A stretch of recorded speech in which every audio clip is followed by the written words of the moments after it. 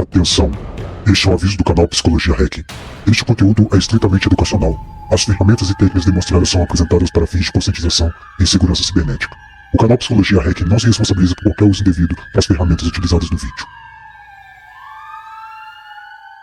Bem-vindos, gente, ao canal Psicologia Hack. O vídeo de hoje está muito legal mesmo. Nós vamos criar aqui um antivírus, tá? Nós vamos criar um antivírus que vai fazer uma varredura automática por comando de voz. Muito obrigado aí pelos 1000 inscritos, tá? Chegamos a 1k. E esse vídeo aqui é como um presente mesmo para vocês. Eu vou deixar aqui no link da descrição, tá? Todas as bibliotecas que eu utilizei, vou estar deixando também o link do vírus total, enfim, para vocês usarem e abusarem dessa ferramenta. Eu sei que muitos de vocês que estão chegando aqui são desenvolvedores, tá? Então são pessoas aí que já estudam programação e querem estar migrando, né? Querem estar indo aí para a área de cibersegurança, e são pessoas também de cibersegurança que não tem, e tem muitas pessoas da área já de cibersegurança aqui no canal e que não sabe muito sobre programação. Enfim, hoje é o dia da gente unir o útil ao agradável, né? Nós vamos reunir essa galera aí e vamos conversar um pouco sobre este tema, tá certo? Eu sou acadêmico de cibersegurança, também estou estudando ciências de dados, por isso a ideia de trazer o vídeo aqui no canal. Lembrando, gente, olha, de verdade, todo o conhecimento que eu estou trazendo aqui no canal são conhecimentos dos meus estudos, então eu não sou nenhum especialista, expert em nada, sabe? A ideia do canal mesmo é estar passando para vocês todo o conhecimento que eu estou adquirindo.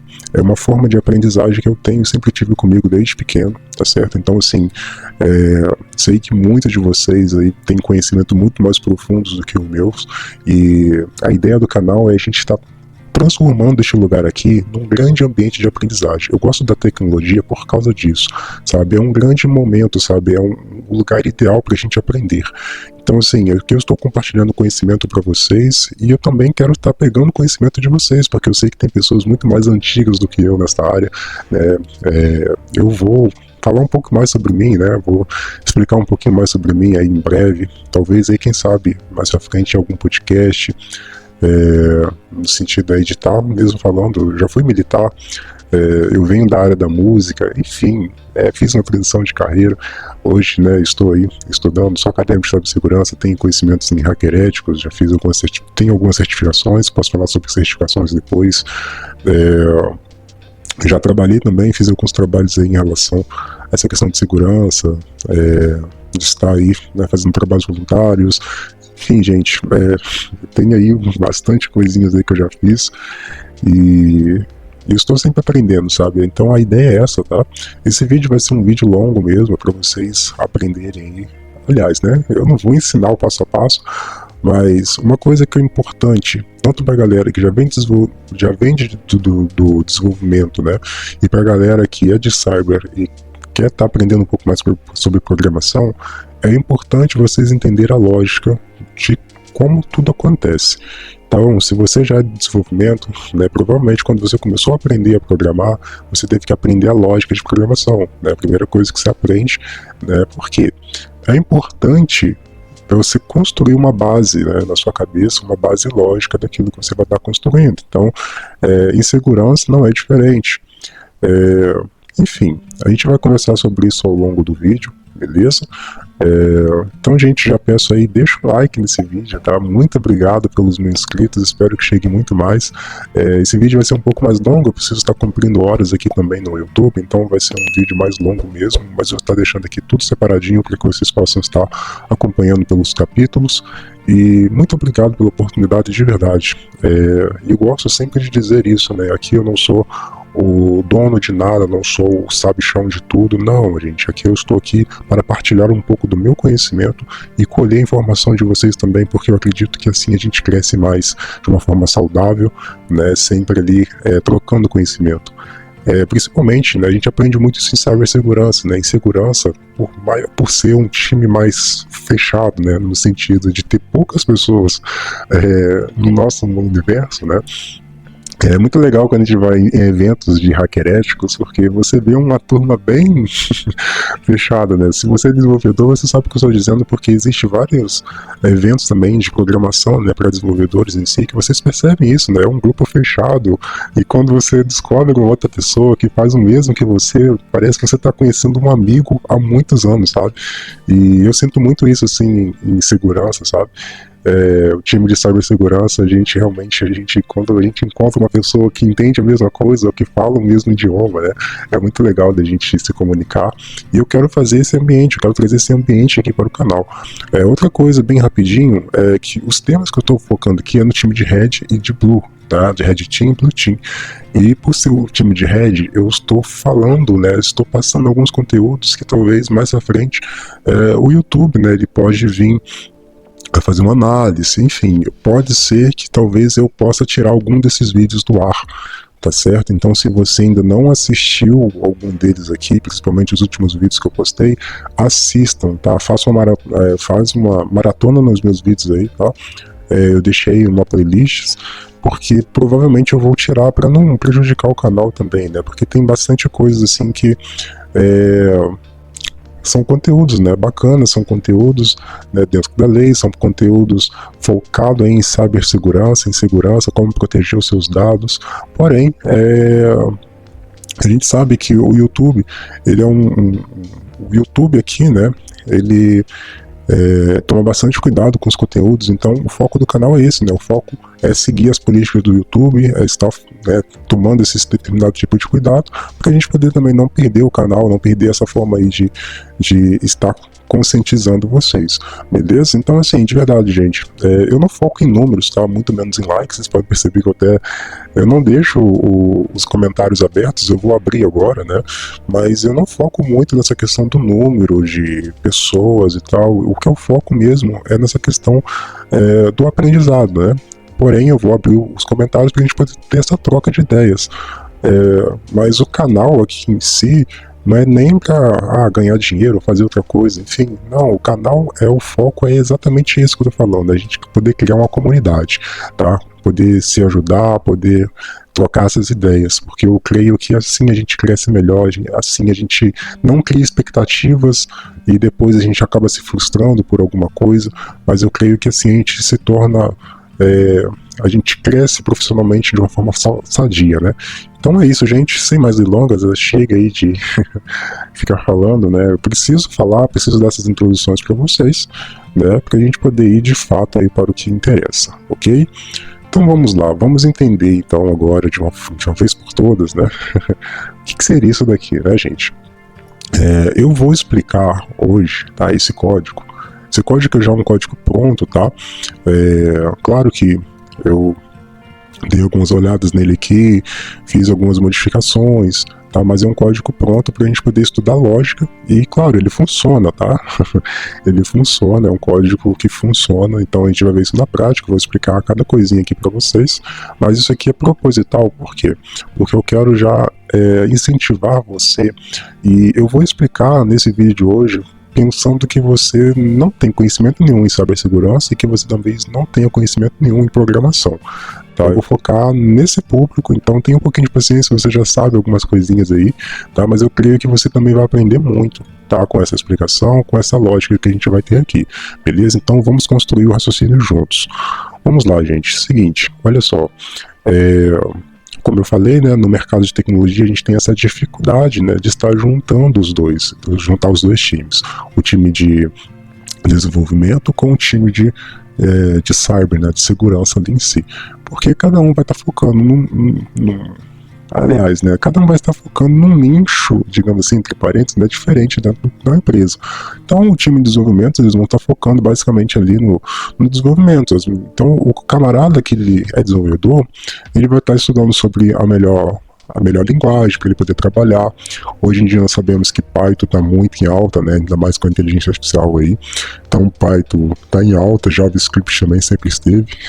Não vou nem falar da galera de Java aí, tá? Para não causar discórdia aqui. Tá brincando, gente. Mas a gente tem muitas essas piadas internas no mundo do desenvolvimento. Então, assim, mas a gente sabe TypeScript também tá, assim, tá ganhando, né, tá se tornando cada vez mais utilizada. Então, assim, as linguagens mais utilizadas hoje, para mim, assim, no mercado é Python e JavaScript, tá? TypeScript, né, no caso aí. Então, assim, de verdade, gente, claro que tem outras linguagens e tal, tem o Ruby também, né, que muito tempo atrás aí, né, a galera falava que iria se tornar uma das melhores linguagens, mas por que eu estou falando isso? A galera de desenvolvimento sempre vai estar buscando por melhores ferramentas, né? Eles vão estar estudando as melhores linguagens, vão estar estudando as atualizações da biblioteca. Se vocês não fazem isso, ela deveria fazer, né? Se você tem uma aplicação aí que teve alguma atualização da biblioteca que você utilizou no código, você deve fazer uma revisão do código, tá certo? Às vezes pode mudar alguma coisa e às vezes está dando bug no seu sistema porque a biblioteca atualizou, né? Mudou alguma coisinha ali, então é importante vocês fazerem esse monitoramento também, e até mesmo para segurança, tá? Vai por mim, existe aí vulnerabilidades em bibliotecas, tá? E eu posso conversar sobre isso mais pra frente. Não sou expert nisso, né? Claro, ainda estou aprendendo, né? Mas o legal, né, desse mundo é que, sabe, todos os dias tem algo novo para você poder estudar. Então, se você gosta de estudar, assim como eu sempre gostei de estudar, claro, né, o que eu gosto, o que eu amo, que é o mundo de tecnologia, música e outras coisas. Tem outras coisas que eu não gosto de estudar, não, vou falar de verdade, tá?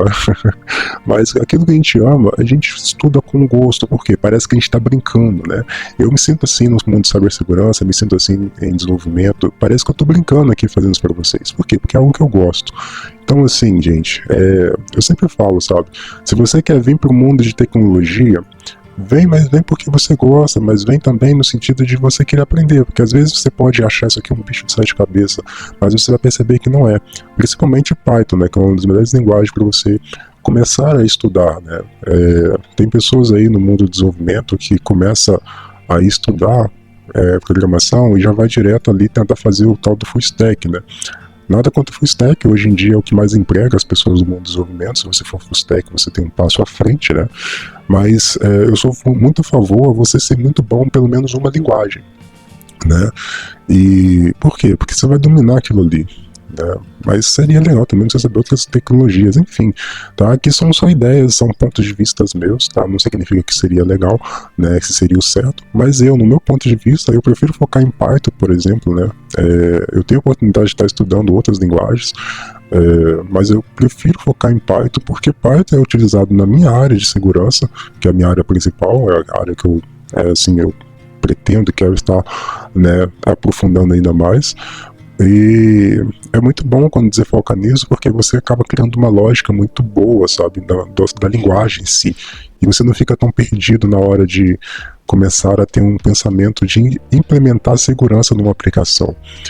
É diferente quando você começa a querer aprender porção de coisa ao mesmo tempo e você fica perdido, entende? Então, assim, se você está começando agora, eu aconselho você estudar uma linguagem, sabe? Tenta ficar boa nela e depois você vai expandindo, porque às vezes a lógica, a sintaxe é a mesma, tá? Claro, se você começar em JavaScript e depois passar para Python, você vai tomar ali né? Você vai ficar um pouco meio perdido, tá? Mas não é impossível, ok? Tem muitas coisas parecidas. Mas se você começar em Python, primeiro é uma linguagem muito mais fácil, né, de ser aprendido, exatamente por causa da sintaxe, a gente já vai conversar sobre isso. Porém, e também é muito utilizada hoje, tá? Mas nada te impede aí de você querer ir pro JavaScript depois. Python eu gosto, né, vocês já perceberam, eu sou fã de Python. E Python é bom porque eu acho, assim, na minha opinião, tá? Não que as outras linguagens você não consiga fazer isso, JavaScript também dá pra se fazer isso, né? Mas Python eu consigo ser full stack em Python. Como assim? Eu consigo criar ali o front-end e o back-end tudo em Python, sabe? E fazer eles se conversarem. Claro que o front-end é um pouco mais complicadinho, você vai ter que utilizar bibliotecas Flask para isso, enfim. Mas enfim, gente, hoje a aula não é bem de Python, né, aqui em si, apesar que eu vou utilizar a linguagem, mas a aula hoje, né, vou chamar isso aqui de uma aula, né? A ideia hoje é a gente poder criar aí uma lógica, tá? Primeiramente da programação, do que está acontecendo aqui e atrelar isso à segurança, ok? Então, a primeira coisa que a gente precisa ter em mente, gente, é o seguinte, tá? Trabalhar-se com bibliotecas. O que seriam as bibliotecas na programação? Bibliotecas nada mais nada menos do que são ferramentas já pré-configuradas, são pedaços de códigos que já estão prontos, que podem facilitar, por isso que eu falei, ó, que esse código aqui, ele basicamente já é quase pronto, né? Porque eu cheguei alguns pedaços de código pronto dessas bibliotecas e só fiz alguns ajustes, tá? Então, é importante você trabalhar com bibliotecas, porque, claro que você precisa entender ali o que seria uma variável, uma função, para você poder conseguir, né, fazer a ligação desses pequenos blocos de códigos, né, já prontos, que a gente já vai ver aqui. A gente vai estudar um pouquinho, vou mostrar para vocês, na verdade, a gente não vai estudar a fundo, mas eu vou mostrar os links aí da documentação dessas bibliotecas, tá certo? Mas é importante vocês fazerem esses trabalhos porque utilizar bibliotecas porque vai te facilitar muito na hora do desenvolvimento. Você não vai ficar precisando ficar quebrando cabeça ali em si, né? O único cuidado que você precisa ter com isso é de sempre estar dando uma olhada na documentação para ver se mudou alguma coisa, se você precisa atualizar alguma coisa no seu código, mas hoje em dia já é natural, tá? Hoje em dia, né, os desenvolvedores aí principalmente já estão muito acostumados a utilizarem as bibliotecas, né? Apesar de que toda aplicação que você vai rodar hoje, você precisa estar rodando pelo menos alguma biblioteca ou outra ali, né, para que o código ele consiga aí ter uma funcionalidade, beleza? Então vamos lá, então vocês já entenderam o que seriam essas bibliotecas, né? Nós vamos estar utilizando essas bibliotecas aqui eu fiz os imports delas, eu vou abrir agora aqui cada uma delas. Opa, já caí de cara aqui no vírus total, a gente já vai conversar sobre o vírus total, melhor, né? Vou começar com ele então. Por que eu vou utilizar o vírus total? Mas vamos lá, vamos recapitular. Para quem não assistiu o meu vídeo aí falando sobre o vírus total, onde eu falo sobre o Trojan e tal, assistam, tá? Lá eu crio lá um presentinho, né, digamos assim, vou evitar falar os nomes aqui no YouTube, mas lá eu crio um presentinho e depois eu faço análise dele nos vírus total, tá certo? Eu creio que esse vídeo talvez ele vai ser, eu vou tirar ele mais pra frente, e um outro também que eu fiz aí com o Metasploit e o Metasploit Table, tá? Porque são vídeos assim, né, que tem alguns conteúdos bacanas, né, e tal, e com algumas linguagens um pouco que talvez a gente possa ter aí uma dorzinha de cabeça mais pra frente, digamos assim, né. Então, se você não assistiu, assista lá, porque provavelmente eu vou tirar eles, ok? Esse vídeo aqui provavelmente eu vou deixar, porque é falando de algo mais voltado para antivírus, né, nós estamos criando um antivírus, então, aí pro YouTube entender, né, nós estamos criando um antivírus, tá? Então, é basicamente isso. Então, gente, por que eu estou aqui na página do vírus total? Primeiro, tá? Essa página aqui, pode ficar tranquilo, o nome é suspeito, mas pode ter certeza que essa página aqui, né, esse site, ele não tem vírus, tá? É o nome dele mesmo, Vírus Total é uma ferramenta de segurança, tá? O time de Blue Team, eu preciso parar com os vícios de linguagem, tá, gente? Eu tô observando os meus vídeos aqui, eu tenho muito vício de linguagem, então eu tô trabalhando nisso também. Então eu falo muito tá, enfim, né? Então eu preciso terminar, né? Eu preciso parar com esses vícios de linguagem aí, mas como todo YouTube iniciante, né, a gente sempre tem algo a melhorar e, enfim, eu mesmo fico me corrigindo, então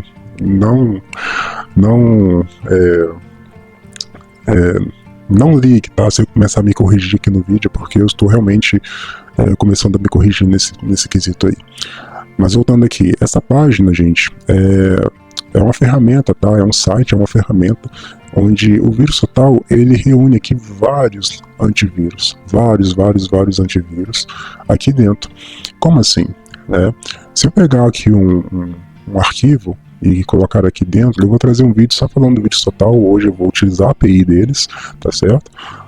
Já vou explicar também que seria uma API, né, na nossa aplicação, mas aqui dentro tem vários antivírus. Se a gente colocar aqui um arquivo, esses antivírus vão fazer uma análise pra gente e vai dar uma pontuação e vai falar se esse arquivo é malicioso ou não, enfim, vai mostrar as hashes dele, enfim, nós vamos conversar sobre isso aí também, beleza?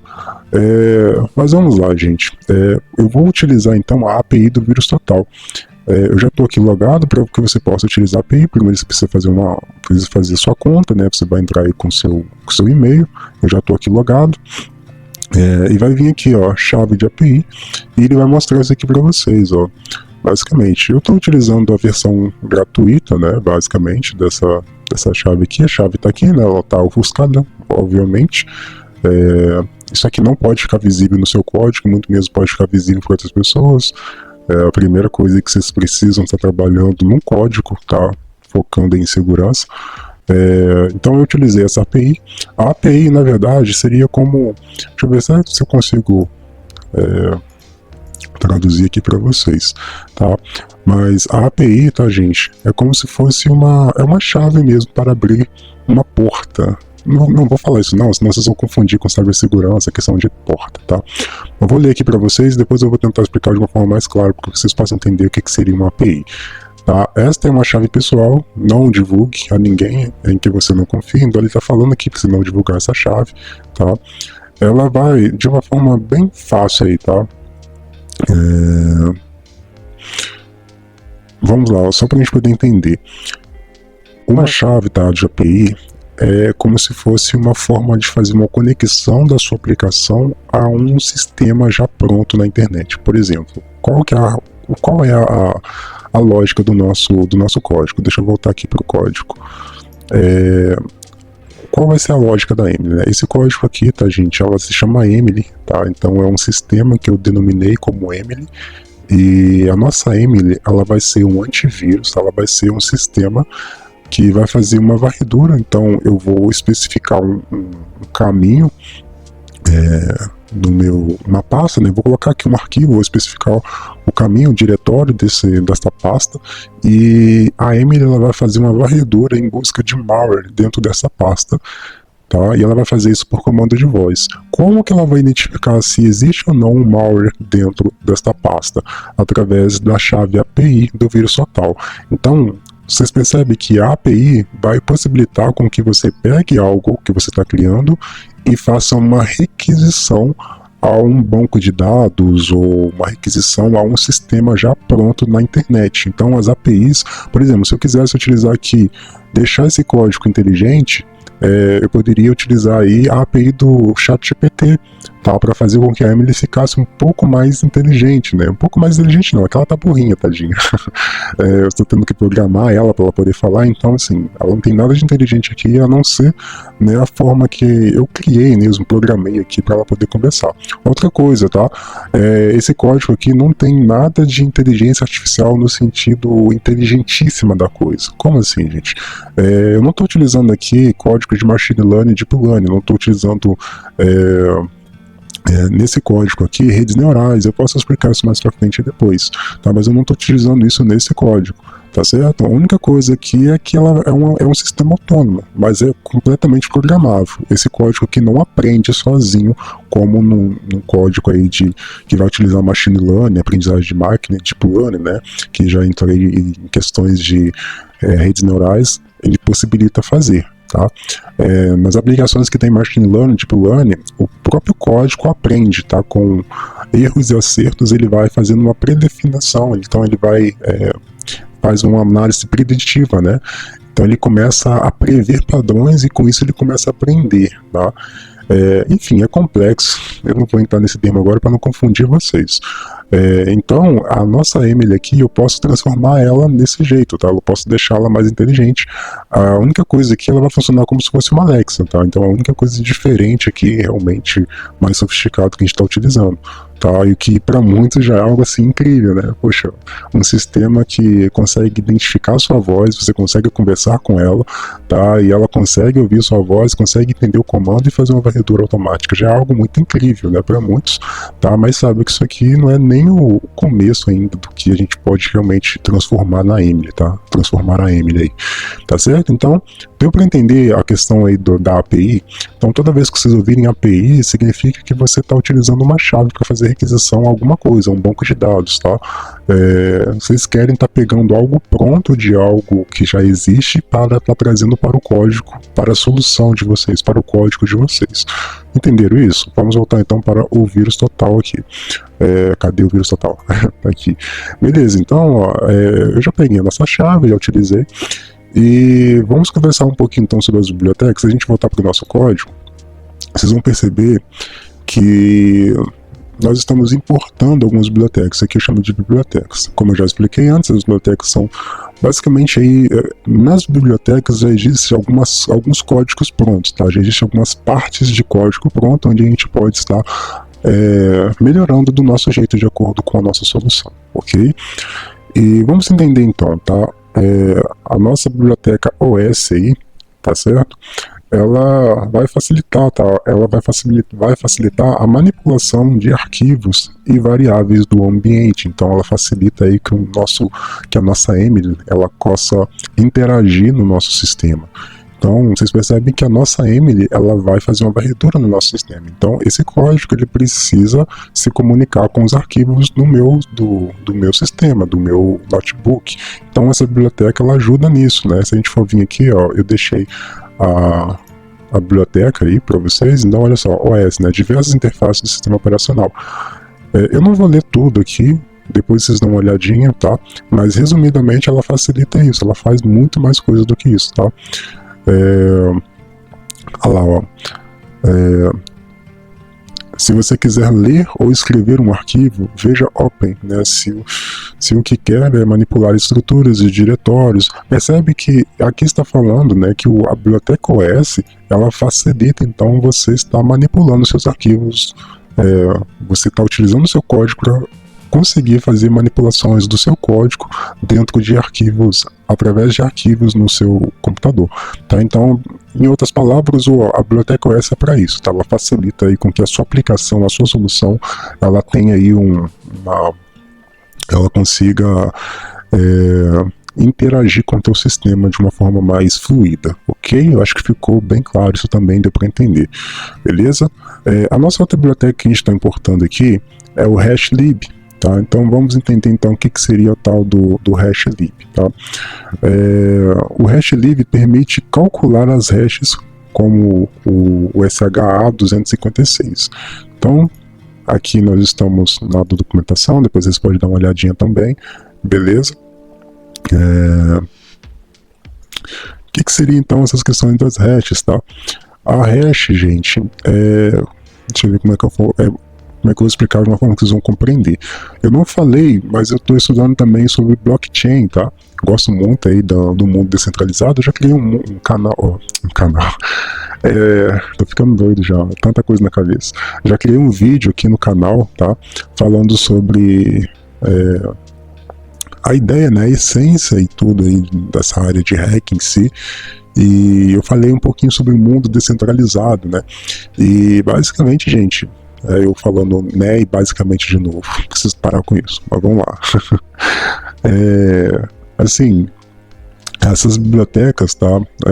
O HashLib vai estar lidando diretamente, tá? Com como se a gente estivesse criptografando um arquivo, por exemplo, tá? Então, eu estou estudando sobre blockchain, como eu falei, e eu vou trazer vídeos aqui falando sobre blockchain. Eu gosto muito desse mundo descentralizado. Então, assim, eu vou estar trazendo aqui sobre hashes também, falando sobre as hashes. Não vou entrar a fundo aqui, mas em outras formas, né? É uma forma segura de criar um algoritmo para um arquivo, por exemplo. Então, por exemplo, eu tenho um arquivo de foto, tá? Uma pasta de fotos ali, e esta pasta, esse arquivo, né? Os arquivos que estão dessa pasta, essas fotos, elas têm uma hash específica, que essa hash ela não pode ser igual a uma outra hash. Se uma hash mudar, todas as outras hashes irão mudar juntas. E aí entra o conceito de blockchain, que é bem complexo, não vou explicar também nesse vídeo de hoje, tá certo? Mas vale um vídeo somente para isso. Em outras palavras, a gente está meio que criando aí uma criptografia, tá? Uma assinatura única para um arquivo. Não sei se deu para entender, mas basicamente é isso, e a gente vai utilizar isso no nosso código. Por quê? Porque os arquivos que a gente for a gente for calcular, eles vão estar em hashes, exatamente aí para não expor também os nossos arquivos, enfim, que estão no nosso sistema. A outra biblioteca, a biblioteca request, tá? Então ela serve para fazer requisição HTTP, tá? E vai consultar a nossa API do VirusTotal. Então, a nossa biblioteca que vai permitir a gente fazer a conexão aí. Lembra que eu falei lá da API? Então, ela vai permitir a gente fazer essa conexão aí.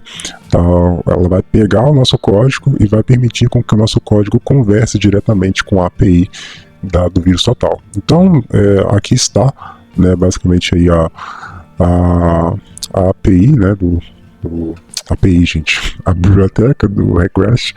Liga não, gente, hoje é o terceiro vídeo já que eu estou criando, então assim, minha mente já tá tá meio complicada. Mas enfim, eu vou deixar o link aqui para vocês dão uma olhadinha depois, tá? Mas ela faz exatamente isso, tá? Ela permite você fazer essa conexão aí, ok?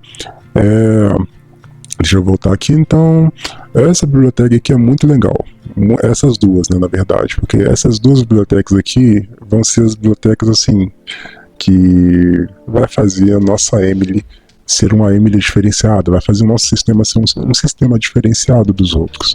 Então, como assim? O que essas duas bibliotecas fazem? Vamos lá. A biblioteca Speak Recognition, eita, começou a chover aqui, hein? Eu vou continuar gravando o vídeo. Caso vocês perceberem que o vídeo está cortado, é porque aconteceu alguma coisa, a energia caiu, alguma coisa assim, tá? Mas eu vou continuar aqui gravando, né? Tá chovendo bastante aqui hoje. Mas vamos lá, voltando aqui para a explicação, a biblioteca Speak Recognition, né? O que acontece? O que ela faz? Ela permite a captura de voz. Então percebe que a nossa Emily ela vai basicamente ouvir e também falar. E para que ela possa ouvir, pensa que essa biblioteca é como se fosse os ouvidos dela. Nossa, nunca expliquei algo tão direto, rápido e claro como igual essa explicação, tá? Então, pensa que essa biblioteca aqui é como se fosse o ouvido da Emily, tá? Então ela permite ouvir tudo que a gente fala. Tá certo? Então, através dessa biblioteca aqui que o nosso código vai ouvir os nossos comandos que a gente vai dar, e através dessa outra biblioteca aqui que ela vai falar. Então, é como se a Speak Recognition fosse ouvido e esse PyTTSX3 aqui fosse aí a boca dela. Aqui também eu deixei, né, as bibliotecas para que vocês possam estudar e implementar no código. Tá? Aqui está a biblioteca Speak Recognition, né? Vocês podem vir aqui depois e dar uma lida, mas ela faz basicamente, claro, gente, todas essas bibliotecas aqui fazem outras coisas, tá? Eu estou falando na lógica do meu código, estou falando na lógica aqui da nossa Emily, tá? Mas vocês podem utilizar isso aqui para outras coisas, claro, né? E vou deixar também aqui a outra biblioteca, né? O PyTTSX3, tá? Eu não sei falar isso aqui, não sei o nome, né? Como é que fala isso daqui, mas é essa biblioteca aqui que vai permitir com que basicamente, né, ela converte aí o texto em fala. Então, vocês vão perceber que a nossa Emily, deixa eu voltar aqui, a nossa Emily, ela vai digitar, ela vai falar, a gente vai ver o que ela está falando, tá? E ela também vai escutar e mostrar na tela o que ela está escutando. Então a gente consegue ter essa visão aí, né, pra gente poder entender também, pra gente poder ver se ela entendeu o que a gente falou ou não. O meu microfone, eu tô utilizando aqui, ó, duas aplicações, então tô utilizando o OBS, né, tô utilizando uma outra ferramenta também para poder modificar a minha voz, para deixar uma voz mais deep, que eu sempre utilizo aqui no canal. Então assim, e estou utilizando, ela também vai utilizar o meu microfone, então tem muitos programas utilizando o meu único microfone, então pode ser que dê algum erro, alguma coisa assim, mas já vou avisando aqui, tá, de antemão aí. Por isso então que basicamente pode ser que dê algum erro aí nessa questão da voz em si, mas essa biblioteca aqui ela vai nos facilitar a ver, né, se está acontecendo algum erro, porque ela vai também, além de falar, ela vai escrever o que ela está falando e o que ela está escutando, ok? Bem, a próxima biblioteca é o logging, né? Basicamente, o logging ele gerencia logs para registrar eventos de log, tá? Então, como assim, gente? Vocês vão perceber que tudo que a Emily for fazer, ela vai guardar numa pasta. Eu já tenho essa pasta aqui já, ó, Emily Log. Eu já fiz alguns testes com ela E quando a gente fala de análise de logs, né, seria basicamente isso aqui. Claro que não é basicamente isso, tem muito mais coisas, mas vamos imaginar o seguinte, né? Eu fiz alguns testes com ela antes, claro, né? A gente tá mostrando aqui para vocês no canal, para fazer alguns ajustes, e todas as análises que eu fiz ficou o quê? Gravado, tá? Então, o que essa biblioteca faz? Ela faz exatamente isso. Ela consegue guardar informações de uma verificação que aconteceu naquele sistema X. Então, como assim? Deixa eu entender, né? Deixa eu explicar de uma forma que vocês vão entender, tá? Vocês conseguem ver aqui que ela fez uma análise aqui, ó, aqui tem a data, tá? O dia, as informações, nenhum arquivo malicioso foi encontrado, percebe? Ó? Ela fez então uma análise em uma pasta que eu passei para ela, tá? E ela viu que não tinha nenhum arquivo malicioso no meu sistema.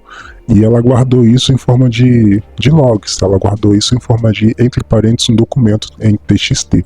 Então, por que isso é importante? É importante porque, imagina, se eu faço uma varredura no meu sistema hoje, e hoje eu não encontrei nada, e amanhã eu faço uma varredura e encontro alguma coisa. Eu posso estar fazendo a ligação aí dos dias, das horas, né? E tentar entender que hora, qual dia, qual momento foi que o meu sistema foi infectado e fazer aí uma investigação forense para poder entender se existe algum arquivo que eu baixei que talvez tenha algum software, algum código malicioso rodando ali por detrás, enfim, e aí eu consigo fazer uma análise, enfim, facilita, tá? Facilita a nossa vida pra gente poder tá fazendo essas análises aí, tá certo? E tentar, né, entender o porquê que o nosso sistema foi infectado, o dia que foi, qual programa que pode ter sido, o que a gente fez. Então, para isso que servem os logs, tá? Essas análises de logs aí, pra gente poder fazer investigações e tentar entender o que aconteceu. Ok, gente, o Don't Envy, né, muitos desenvolvedores aí já devem... eu deixei aqui a documentação também do log, tá? E do Don't Envy que eu vou falar agora, tá? Também tá aí para que vocês possam dar uma olhadinha, mas em outras palavras, tá? Essa biblioteca aqui, ó, Python Don't Envy, para que serve? Se você já é desenvolvedor e preza pela segurança dos seus dados e do seu código, provavelmente você deve utilizar o Don't Envy, tá? Vocês estão percebendo que tem um arquivo aqui, né, .env. Como eu falei, né, a nossa chave API, ela não poderia ficar aqui, ó, eu não poderia ter pegado aquela hash lá, né, gigantesca, que está aqui, ó, deixa eu mostrar para vocês, ó, deixa eu vir aqui, cadê? Deixa eu mostrar aqui para vocês, a gente não poderia vir aqui, pegar essa hash aqui inteira, tá, e copiar ela e jogar diretamente no nosso código. Por quê? Qualquer pessoa que pegar essa chave, essa hash, e utilizar nas suas aplicações, ela vai estar roubando aí os seus créditos. Então, como assim, né? Imagina que eu estou utilizando uma API paga, né? Se outra pessoa pegar essa chave e utilizar no código dela, quem vai pagar sou eu. Então é uma forma também de proteger aí a nossa API, mas o Don't Envy não serve para isso, tá? Ele serve aí para armazenar variável, carregar nas variáveis no ambiente e fazer aí. Eu tô ficando rouco, né? O terceiro vídeo só hoje. Mas ela serve basicamente para esconder variáveis aí. Ela vai carregar variáveis de ambiente e esconder alguma informação, tá? Você não queira que apareça no seu código. No meu caso aqui, eu criei uma variável, tá? E dentro dessa variável aqui, a minha chave de API está aqui dentro. Então, a minha chave não aparece, só aparece a minha variável, ok? Para isso que serve o Don't Envy, tá? Então você pode estar escondendo aí informações dentro de arquivos como esse. Claro que tem outras formas também para você estar aumentando ainda mais aí a segurança das informações dentro do seu código aí, no seu back-end, tá certo? Gente, deu para entender esse comecinho, né? Só explicando aqui, né, as bibliotecas. Agora vamos para o código propriamente dito. Eu não vou entrar a fundo em tudo, tá? Não vou entrar a fundo em tudo, porque senão também o vídeo vai ficar gigantesco. Lembrando que a ideia aqui é fazer com que vocês entendam a lógica da Emily. Vou fechar isso daqui. Então vamos lá. Aqui eu já estou, né, iniciando aqui o Don't Envy, tá? Para que a gente possa estar aí, né, fazendo o armazenamento dessa variável. Então, aqui eu faço a configuração da API, olha só, boas práticas, tá? Sempre fazer aí, os comentários nos códigos. Então, se você é de cibersegurança e está indo para o mundo do desenvolvimento aí, é interessante você comentar os seus códigos em cima, tá? Eu tomei uma coça aí, digamos assim, né? Na programação, quando comecei a estudar ciências de dados, porque eu comecei a fazer análise dos meus códigos, tentar entender os meus códigos, e quando eu ia tentar explicar para alguém, eu não entendia, né? Nem eu mesmo estava entendendo meu próprio código. Então, assim, aí os meus tutores falaram comigo, né? Não, você precisa, né, estar fazendo aí o comentário em cima dele para que você possa entender e outras pessoas também compreender o seu código. Então, agora eu aprendi, né, a estar fazendo isso daí, então fica muito mais fácil de explicar. Por que eu estou falando isso, gente? É comum, tá? A galera que está chegando agora ter esses erros. Por isso que eu estou falando aqui, gente, aqui eu não sou melhor do que ninguém. Porque eu quero demonstrar para vocês que nós estamos aprendendo juntos. E se você talvez ache que isso aqui é um bicho de 7 cabeças, não é. Tá? É uma coisa que eu falo, tá? Você só vai aprender se você tentar. Você só vai aprender colocando a mão na massa. Uma forma de estudo que eu sempre faço é isso daqui, ó, é estudar e explicar para alguém. Mesmo que eu ainda estou com dúvida, no momento e no processo que eu estou explicando, eu também estou aprendendo e armazenando aquilo que eu acabei de estudar. Então, assim, pega a visão, sabe, de verdade. Se você quer aprender qualquer coisa, explique para alguém. Sempre faça isso que vocês vão ter, assim, uma curva de aprendizagem muito mais rápida, tá certo? Bem, então, gente, aqui a gente faz a configuração da API do views total. Então aqui eu estou passando essa variável aqui de ambiente, pegando lá da nossa biblioteca do Don't-Env, tá? Aqui eu não coloco a nossa API, mas sim a variável onde eu armazenei lá a nossa API. Ok, então vamos continuar. Então aqui, gente, aqui eu estou inicializando o sintetizador de voz. Lembra que eu falei que a nossa Emily ela vai falar com a gente? E a nossa biblioteca aí, né? PyTTSX3, eu vou falar dessa forma toda vez, tá? Se tem um expert aí nessa biblioteca, me corrija depois como é que pronuncia isso, porque eu não sei. Tá, mas eu vou falar PyTTXS3 aí, tá? Sempre. Então, aqui eu estou iniciando ela, tá? A gente está inicializando o sintetizador de voz para fazer com que... É como se fosse um motorzinho, tá? Para fazer a nossa Emily falar. Quando vocês forem estudar na biblioteca, vocês vão ver isso lá. Então, isso aqui já são partes de códigos prontos, tá? A gente precisa fazer obrigatório, tá? Você precisa fazer isso aqui, você precisa dar um init aqui para inicializar e fazer com que o nosso código seja algo falável. Nem sei se é essa palavra. Outra coisa da gente, aqui nas explicações do YouTube, eu tenho assistido meus vídeos, eu tenho inventado palavras, sabe? Eu não sei o que acontece, mas eu tenho inventado palavras, então assim, enfim, é uma coisa incrível quando você começa a se observar, a se ouvir. Você começa a entender, mas nem eu sei que palavra é essa aqui que eu estou falando, gente. Mas, enfim. Brincadeiras à parte, vamos lá. Continuando o código aqui, gente. Então, outra coisa, né? Aqui agora eu faço a configuração do login. Então, lembra que eu falei lá, né, da gente fazer a configuração, onde vai estar sendo guardado todos os nossos arquivos de logs? Então, aqui é a parte onde a gente faz isso, tá? Então, eu fiz aqui lá na documentação do login também já tem lá esse código pronto. O que eu fiz, né? Basicamente eu dei um nome aqui, né? Eu criei uma pasta, né, digamos assim, para guardar em todos os arquivos de logs em TXT. Então eu estou passando aqui, né, essa informação para que toda vez que a Emily for fazer uma varredura no nosso código, ela possa gravar nessa varredura e colocar lá em arquivo TXT na nossa página, na nossa pasta Emily Logs, para nos mostrar a data, se ela encontrou alguma coisa ou não, como eu já falei antes. Vamos lá, descendo um pouquinho, nós temos aqui o que nós chamamos de função, tá? Então nós temos a função falar. Gente, em programação a gente precisa meio que direcionar o nosso código, tá? E fazer exatamente ali escrever tudo que vai acontecer quando nós formos executar esse código. E as funções é para isso, né? As funções aqui a gente descreve exatamente o que essa parte desse código vai estar fazendo. Então, ó, aqui eu coloquei, faço a Emily falar o texto passado. Então aqui nós estamos criando uma função falar, ok? Lembrando, né, que basicamente aí se a gente está fazendo ela falar, nós estamos utilizando aí a biblioteca PyTTX3. Então, essa partezinha do código também já está lá lá na documentação, ok?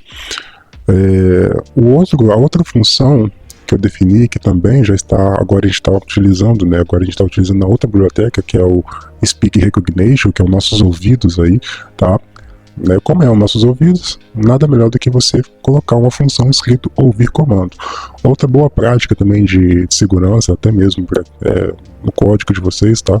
Se você aí é de programação, você já deve saber isso, mas é muito importante você carregar essas boas práticas, caso um dia você for trabalhar com desenvolvimento de software em cibersegurança, é sempre criar, né, funções com nomes que vai fazer sentido. Então, se você criou ali uma função em português, tenta criar todas as outras funções em português para facilitar na hora da explicação, tá? São boas práticas também que a gente pode estar trazendo aí, e principalmente no mundo de segurança, que a gente precisa entender, assim, tudo que está acontecendo no código para não haver erros, tá? Então, se eu estou utilizando uma biblioteca que tem essa função, né, de ouvir os nossos ouvidos, nada melhor do que você colocar aqui uma função ouvir comando. Então, ó, igual aqui embaixo, ó, captura o comando de voz do usuário. Então, essa função, só da gente olhar, a gente já sabe, opa, isso aqui está capturando então a função do usuário, ok? Então, faz a captura aí no nosso microfone, tá? Também já são partes de código já pronto, pré-configurado. Aqui eu só criei aqui, então, criei a função e peguei essa parte do código já configurado em Recognition, tá? Esse é Recognize, tá? Que aí é a nossa classe Recognize. E aqui, ó, se a gente vir aqui em cima, a gente vai ver a parte do código já pronto na biblioteca, tá? Por que a gente consegue ver aqui? Porque a gente importou. É importante a gente sempre fazer as importações da biblioteca, porque senão o nosso código não funciona. E aqui embaixo, o que a gente está fazendo? Aqui a gente está basicamente fazendo um tratamento de erros, tá? É o nosso famoso tratamento de erro. Por que existe o tratamento de erro no código? Lembre sempre, tá? Toda vez que você estiver criando uma solução, qualquer coisa, voltado aí, sei lá, você está criando uma aplicação, por exemplo, principalmente se você está, vou focar numa solução, né? O nome solução que vai ser mais fácil para a gente poder entender. Se você está criando uma solução que vai ter uma interação direta com uma pessoa, você precisa fazer com que a sua aplicação seja autoexplicável para aquela pessoa. Porque se aquela pessoa que está ali interagindo com o seu sistema, ela não entender o que está acontecendo, ela vai ficar perdida. E aí você precisa estar criando tratamento de erros dentro do seu código, dentro da sua aplicação, dentro da sua solução, para que, se possível, erros, né, possíveis coisas que podem acontecer quando o usuário estiver utilizando a sua aplicação. Por exemplo, aqui, os nossos possíveis erros que pode acontecer é o nosso microfone, como eu já falei, né, ele está utilizando 3 aplicações ao mesmo tempo, então pode ser que o nosso microfone falhe no momento que eu rodar esse código, tá? Então, eu preciso criar um tratamento de erro para isso. Imagina se um cliente, né, uma pessoa ali, um usuário, ele está utilizando uma aplicação que eu fiz e ele acaba tendo um erro no microfone dele, por exemplo. Ele vai fazer uma varredura no sistema dele e ele está com um problema no microfone. Mas só que o sistema não fala que o problema está no microfone dele. Ele vai ficar tentando entender onde que está o problema, sabe? Quando a gente faz esse tratamento de erro e printa, né? Printar, que significa escrever, né? A gente escreve para o usuário o erro, é muito mais fácil dele consertar e fazer a aplicação rodar. Então, esse tratamento de erro é exatamente para isso, tá? A gente está configurando, então, o nosso microfone, ok? E qual que seria a parte, então, de tratamento de erro, né? É essa partezinha aqui, ó. Então, o que significa isso, gente? Vamos lá, olha só. Aqui nós estamos configurando, né, o nosso microfone, e a partir do momento que a gente rodar esse código, ele vai printar a Emily está ouvindo, tá? Então ele vai, lembra, tá? Ele printa, então ele vai escrever Emily está ouvindo e ele vai falar, ela vai falar, né? Estou ouvindo, diga algo. Então, quando essa parte do código for executada, tá? Ela vai mostrar essa mensagem aqui e ela vai falar, estou ouvindo, diga algo. Aqui eu estou configurando, tá? Um tempo, tá? Para parar de falar tá. Aí eu me corrigindo, né? Enfim. Aqui eu estou configurando um tempo tá, de escuta do áudio, ok? E aqui eu estou utilizando, claro, a voz do Google, então essa partezinha, essa biblioteca, a gente consegue fazer isso, né? Vocês vão perceber que quando eu for rodar esse código, essa partezinha aqui, né, ela vai falar com uma vozinha, né?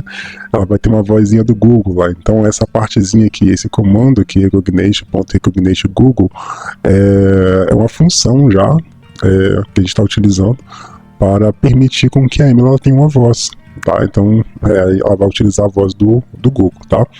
E a linguagem é em português. Ela vai printar, né? Basicamente, você disse comando, tá? Esse comando aqui, basicamente, eu vou mostrar para vocês, tá? Não cheguei ainda, mas ela vai printar pra gente, tá? O que a gente for estar falando. Então, percebe então, né, que ela está ouvindo, ok? E ela vai escrever, ela vai falar pra gente, estou ouvindo, diga algo. Depois ela vai printar o que a gente falou, ok? E aqui vem então o tratamento de erro. Como assim tratamento de erro? Como eu falei, né? Se acontecer qualquer problema, a gente precisa resolver isso, tá? E facilitar a vida do usuário aí. Então, aqui a gente tem o except, né, basicamente, e o que significa isso, né? Se acontecer algum erro, tá? Qual é a tomada de decisão que esse software ele vai ter? Vamos lá. Primeiro, ele vai printar tempo esgotado, nenhuma fala detectada. Então, se o usuário ficar em silêncio ou ultrapassar o tempo de escuta que a gente programou aqui em cima, a gente colocou um print aqui para que ela possa falar tempo esgotado, nenhuma fala foi detectada, tá? Então, aliás, né, ela vai printar isso, ela vai escrever isso na tela e ela vai falar. Por isso é importante, ó, sempre toda vez que eu falar aqui, a nossa função falar, que é exatamente o que ela vai falar. Então, tempo esgotado, por favor, tente novamente. Depois, caso aconteça alguma coisa que o usuário falou, né, alguma coisa, e ela não entendeu, ela vai printar, não entendi o comando. Se ele falar uma coisa que não está programada para que ela possa compreender, lembra lá da Alexa, né? A Alexa ela entende comandos, tá? Se a gente falar alguma coisa que ela não vai entender, a nossa Emily ela vai falar, desculpe, não entendi, por favor, tente novamente. Tá? Então aqui a gente está tratando erros, né? Porque pode acontecer muitas coisas, gente, ok? E depois a gente tem ainda o erro de serviço de reconhecimento de voz, né? Erro no serviço de reconhecimento de voz, então ela vai exatamente printar isso aqui e falar isso. Quando isso aqui acontece, exatamente pode ser algum problema aí eu poderia até colocar aqui também, né? Algum problema aí no microfone, tá? Que ela não está reconhecendo, então ela não está reconhecendo a voz, provavelmente o problema pode ser aí no microfone, beleza? Então, gente, é isso, tá? Retorno anônimo, depois que isso tudo, se acontecer algum erro, tá? Essa parte do código, tá? Ele vai voltar no seu estado inicial e a pessoa vai tentar resolver o problema e o código vai ser executado novamente, tá? A pessoa pode executar o código novamente. Ok, na próxima agora, a nossa próxima função, eu coloquei que calcular hash. Lembra que as hashes, né? Eu coloquei aqui, ó, calcula hash SH256 de um arquivo, ok? Eu vou deixar para poder falar de hashes no vídeo sobre blockchain, que é muito mais fácil, tá? Te explicar, porque senão o vídeo já vai ficar grande. Se eu tentar explicar isso aqui agora, nesse exato momento, né, o vídeo vai ficar maior ainda, porque são assuntos complexos e eu quero que você, leigo, você entenda basicamente o que está acontecendo aqui de uma forma mais clara. Em outras palavras, o que está acontecendo aqui, tá? Aqui é a parte onde é o nosso programa, né, o nosso código, onde a nossa Emily, ela vai fazer análise do arquivo, tá certo? Ela vai converter esse arquivo em números binários, então isso aqui é para números binários, porque é muito mais fácil, porque às vezes o nosso arquivo vai ter foto, vai ter vídeo, vai ter opção de coisa ali, e é muito mais fácil ela fazer uma análise em números binários aí, tá? Por causa disso, ok? E a gente vai fazer isso em bloco. Então aqui já entra um pouquinho do conceito de blockchain, né? Porque a gente vai fazer em bloco aí de 8.192, tá? Quando chegar nessa numeração desse bloco, ela vai ser partida no meio, ela vai fazer uma outra análise, tá? A gente vai fazendo isso aqui por partes. Então, como assim? Né? Por que eu estou fazendo isso? É exatamente para não sobrecarregar, né, o momento ali. Já tem muitas coisas nesse código, gente. Esse código aqui, ele já está fazendo bastante coisa, né? Já tem funções específicas para cada coisa, tá? E para não sobrecarregar também a memória e tal, no momento que ele estiver fazendo essa análise. Então é muito mais fácil a gente repartir isso, mas aqui entra conceito de blockchain, conceitos aí de hashes. Eu vou criar um vídeo falando sobre isso, tá certo? Depois que ele fizer essa repartição de blocos, né, do arquivo, ele vai, eu coloquei aqui, ó, uma análise de erro também. Caso ele não conseguir, tá, identificar o arquivo, ele vai falar pra gente, ó, erro ao calcular a hash do arquivo.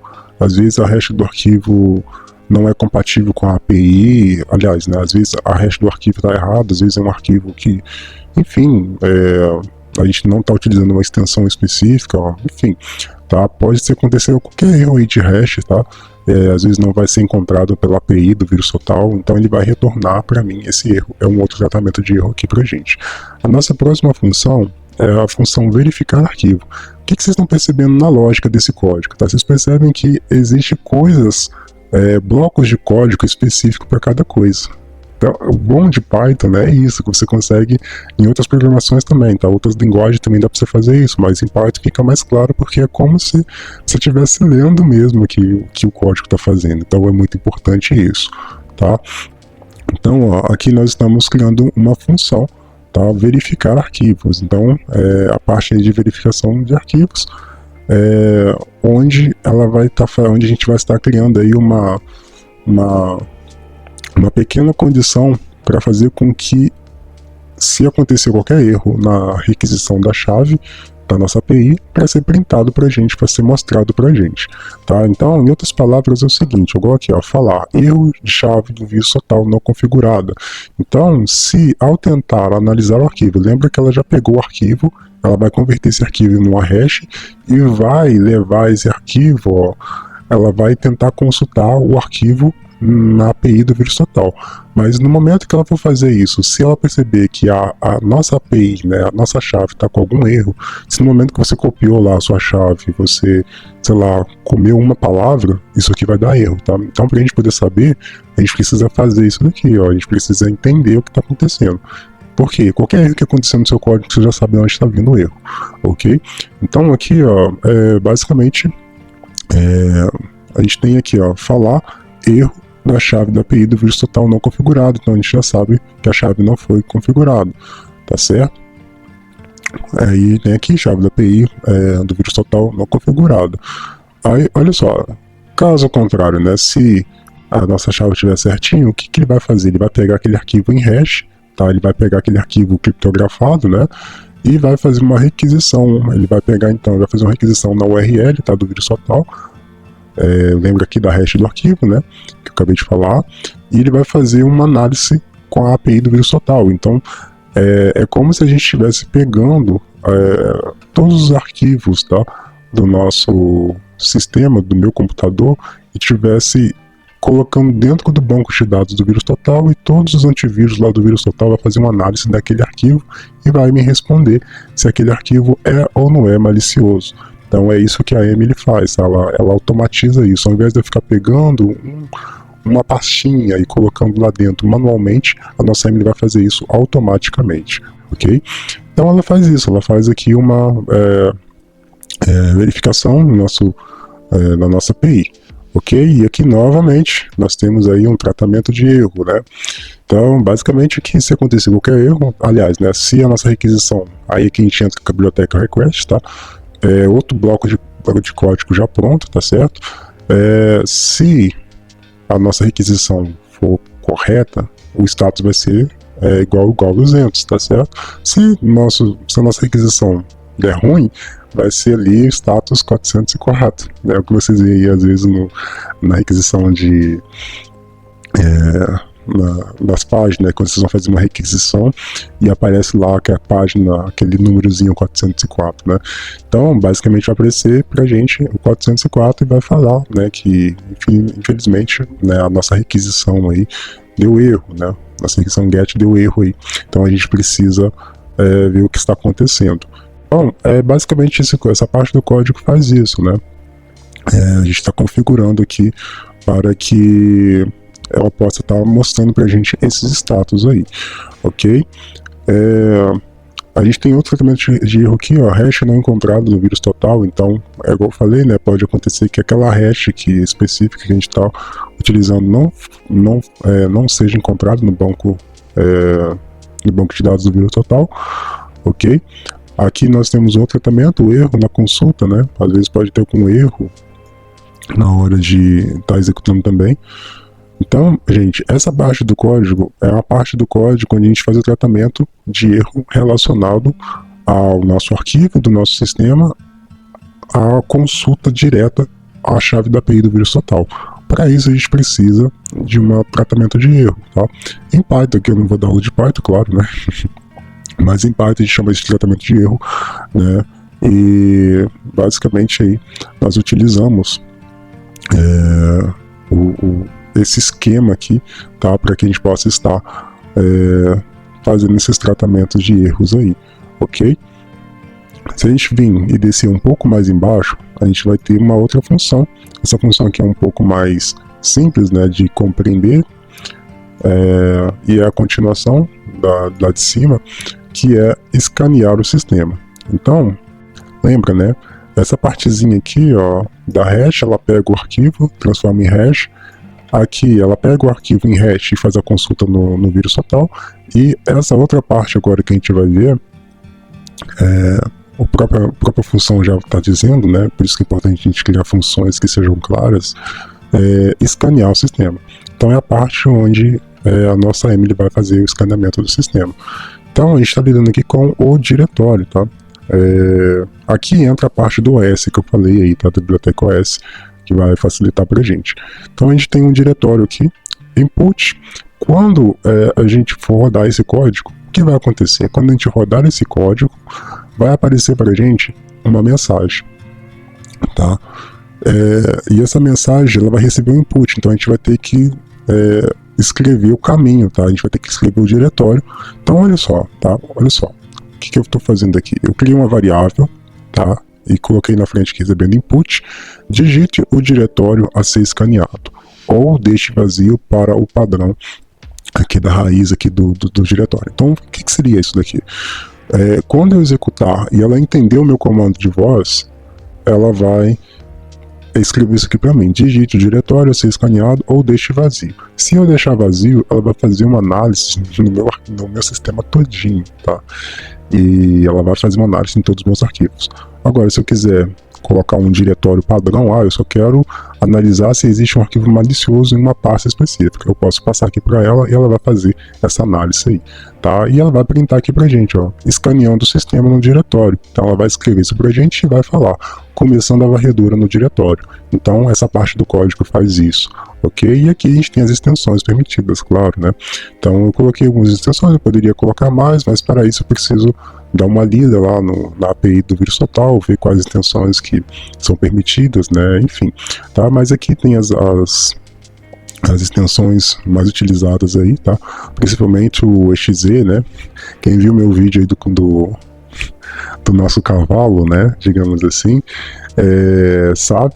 Se eu tivesse rodado aqui, se eu tivesse aquele cavalo lá nesse sistema aqui, basicamente, se eu fosse fazer uma execução da Emily, a Emily iria identificar aquele cavalo lá que a gente fez naquele outro vídeo aí que eu acabei de postar aí, gente. Então, se você não viu esse vídeo, vai lá ver, tá? Então, a nossa Emily iria conseguir identificar por causa da extensão, ok? Depois ela vai listar pra gente, tá, o total de arquivos maliciosos e tal. Eu criei uma pasta específica, tá, para isso. Eu não estou no meu Kali Linux, então eu posso rodar isso aqui no Kali Linux, mas vai dar um pouquinho de dor de cabeça para rodar no Kali Linux no VirtualBox por causa do meu microfone, então vai dar interferência, eu preciso fazer uma configuração no VirtualBox, enfim, vai dar dor de cabeça danada. Mas quem sabe eu faço isso porque a gente consegue analisar arquivos reais, né? Arquivos ali que eu posso criar e fazer uma análise com a M. Vai ficar legal também. Aqui, como eu não tenho nenhum arquivo malicioso, graças a Deus no meu sistema, eu criei uma pasta, basicamente, só para ela poder fazer essa verificação mesmo como demonstração. Então ela não vai encontrar nada, tá? Mas ela vai fazer a verificação e ela vai falar pra gente aí arquivos escaneados, 0, né, que vai ser uma pasta vazia, basicamente, enfim. E ela vai salvar isso numa lista, tá? Ok. Depois, vamos lá.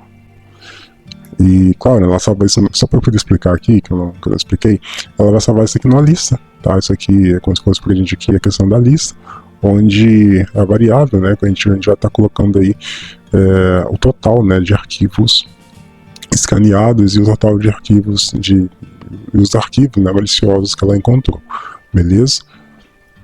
Aliás, o total de arquivos e o total de arquivos escaneados. E se ela encontrar alguma coisa, ela vai falar também que ela encontrou um arquivo malicioso. Descendo um pouquinho o nosso código, nós temos aqui o seguinte, vamos lá. O for aqui é um laço de repetição. Então, o que seria isso daqui, né? Aqui ela vai fazer basicamente aí ela vai fazer uma varredura, né, na raiz do nosso diretório. Então ela vai lá essa parte do código aqui, gente, é a parte que vai ser a continuação daqui de cima, tá? Do escaneamento do sistema. Enfim, percebe que uma coisa vai linkando a outra. E o que acontece aqui, ó? Ela vai na raiz do nosso diretório, vai identificar o arquivo, tá? Vai pegar as extensões permitidas que a gente já colocou lá em cima, tá certo? E depois, ó, ela vai somar, né, mais igual a 1 com o total com o total de arquivos, já tô ficando rouco, com o total de arquivos já verificado. Então ela vai pegar o caminho completo, desde a raiz do caminho, tá? Ela vai printar pra gente analisando o arquivo, então ela vai analisar, vai calcular a hash, tá? Vai fazer aquela requisição na API e vai nos mostrar, tá? Aqui a gente tem uma condição, né? Verificando o arquivo. E aqui nós colocamos aqui, ó, aqui entra a questão do arquivo malicioso que eu falei para vocês ali na questão da lista, tá? Ela vai fazer análise desse arquivo e caso, eu tô explicando dessa forma aqui, gente, porque a maioria dessas partes desses códigos já estão prontos, tá? Então, tô falando as partes aqui o que eu basicamente já configurei. Então, ó, basicamente aqui ela vai mostrar pra gente se o arquivo é malicioso ou não, tá? E vai colocar a numeração pra gente. Então, se tem um arquivo malicioso, então vai ser aí o total, ela vai fazer uma soma desse arquivo. Então, por exemplo, você encontrou 2 arquivos, ela vai colocar pra gente, eu encontrei 2 arquivos maliciosos, encontrei 0 arquivos maliciosos, enfim, ela vai fazer isso pra gente, essa parte do código a gente configura dessa forma aí, tá? Pegando desde a raiz do diretório aí, para poder fazer uma análise completa do caminho daquele arquivo que a gente quer fazer a análise, ok? Bem, se eu descer um pouquinho agora o código, aqui eu comentei, né, resultados da varredura. Então ela vai falar, depois que ela fizer tudo isso, ela vai falar, ó, varredura concluída, total escaneado. Então como que ela sabe o total? Por causa do nosso bloco de código acima, que a gente já exemplificou isso para ela poder entender. Então ela vai colocar, né, o total de verificação concluída, ela vai falar o total de arquivos que foram escaneados, e ela vai falar aqui, ó, arquivos maliciosos detectados, tá? E aqui, ó, ela vai fazer a leitura dos arquivos maliciosos que a gente colocou ali em cima, tá? Ela vai fazer um for, né, nos arquivos, em arquivos maliciosos, e vai printar arquivo malicioso encontrado, caso seja encontrado, tá? Ela vai falar das detecções também, malware encontrado, ela vai printar isso aqui pra gente, arquivo malicioso encontrado, ok? Ela vai falar e ela printa isso aqui pra gente. Else, né, caso contrário, então aqui isso não é um tratamento de erro, mas sim uma condição. A gente já vai conversar sobre isso no próximo código, tá? Condições também são muito importantes. Tratamento de erros e condições é muito importante do código para fazer com que o código seja lógico para o usuário, ok? Então, aqui, olha só, else, né, que significa caso contrário. Aqui é se for, né, se ele, né, ele vai fazer um for dentro dessas variáveis que a gente já pré-definiu lá em cima. Se, caso contrário, né, não encontrar um arquivo malicioso, ela vai falar: nenhum arquivo malicioso foi encontrado, seu sistema está seguro. Nenhum arquivo malicioso encontrado. E caso contrário também, e se, né, acontecer alguma coisa, que a gente pode colocar como também um tratamento de erro, né, se acontecer algum erro, ela vai colocar erro durante a varredura. Pode acontecer alguma coisa, né, às vezes no momento que ela fez ali uma varredura, ela pegou aquele arquivo e às vezes sua internet caiu, que impossibilitou de fazer uma análise com a API do vírus total. Enfim, qualquer erro que acontecer, ocorreu um erro durante a varredura. Consulte os logs para mais informações. Então aqui está a questão da consulta dos logs. Lembra que eu falei que os logs ajudam a gente a entender o que está acontecendo? Pode ter acontecido alguma coisa, mas aquela consulta foi salva, né, no nosso arquivo de logs, ok? Bem, a nossa próxima função, e última, né, eu acho, é a última função, é a Emily Loop. O que significa isso? Emily Loop, né? Nós temos aqui um loop, né? Estrutura, um laço de repetição também, além do for, a gente tem o while. Enquanto o while for true, né? Enquanto for verdade em si, ele vai ficar rodando isso aqui em loop. Então vamos lá, nós definimos um nome para a função que vai estar acontecendo aqui. Então ela vai falar, quando a gente iniciar o programa, ela vai iniciar falando: olá, eu sou a Emily, uma IA de cibersegurança criada pelo canal Psicologia Hacking. Então, gente, eu programei isso, tá? Mas se eu quisesse criar ela deixar um pouco mais inteligente, eu poderia estar utilizando uma API para deixar essa fala um pouco mais sofisticada, né? Ela criar alguma coisa ali na hora com o usuário e interagir com o usuário. Ou eu poderia criar algum código de machine learning, deep learning, e fazer com que ela, sei lá, ela aprendesse de alguma certa forma a interagir. Enfim, é um pouco mais complexo, tá? Mas dá para fazer isso. Como a ideia aqui é só demonstrar mesmo o código, demonstrar a ideia, né? Demonstrar que a lógica da programação em si, envolvendo aí Python e cibersegurança, claro que eu não fiz isso, tá? Mas então ela vai iniciar falando algo que eu já programei, ok? Como eu falei, né, enquanto isso for verdade, ela vai ficar rodando. Então, comando ouvir voz, que é a nossa função que nós já definimos, né? Aqui a gente tem uma condição. Lembra que eu falei da condição agora mesmo? Então, ó, se em comando, tá? Vai fazer varredor, se em comando, tá? If, fazer uma varredura. Isso aqui vai ser o nosso comando, tá? Grave bem isso aqui, ó. Fazer varredura, tá? A partir do momento que eu falar isso, ela vai escanear. Então ela vai fazer todo o processo que a gente já fez lá em cima. Mas, se eu falar, ó, fazer uma varredura, ela vai ouvir isso, tá certo? E ela vai entender o meu comando e ela vai fazer uma varredura de acordo com o que a gente já programou lá em cima. Ela vai pegar o nosso arquivo em hash, tá? Vai fazer requisição lá com a biblioteca request na nossa API e depois ela vai retornar pra gente um resultado, tá certo? E quando isso acontecer, beleza. Ela vai mostrar pra gente se vai acontecer algum erro em algum momento, como a gente já programou lá no tratamento de erro, tá certo? E quando eu falar sair, ela vai encerrar. Ela vai falar encerrando até mais. Então, gente, eu coloquei um break aqui para quebrar, né? Então, se eu falar sair, a aplicação vai parar aqui. Por quê? Porque eu estou utilizando um break. O break aqui é para poder interromper o nosso loop, né? O nosso while aqui. Enquanto for verdade, isso aqui vai estar rolando. Se eu falar sair, essa verdade vai ser quebrada. Então a gente tem um break aqui para encerrar. E ela vai falar encerrando até mais. Caso contrário, então aí, olha só, mais uma vez, de novo, a importância aí das condições da nossa aplicação. Caso contrário, falar, desculpe, não reconheço esse comando, tente novamente, tá? E também else, né, print sem comando válido, continuando a escuta, que é também o nosso tratamento aí, no nosso reconhecimento de fala, né? O usuário precisa entender o que está acontecendo. E aqui nós fazemos aí, nós terminamos o nosso código, basicamente, e eu vou estar rodando esse código aqui, tá certo? E vou demonstrar isso para vocês na prática, tá? Então, gente, eu espero que vocês tenham gostado dessa explicação aí, tá? Eu não falei exatamente a fundo tudo que tá aqui, né? Eu posso criar uma aplicação passo a passo, né, desenvolvendo na mão, com vocês, ao invés de pegar um código pronto aqui para poder mostrar para vocês a lógica. Mas por que eu quis fazer isso?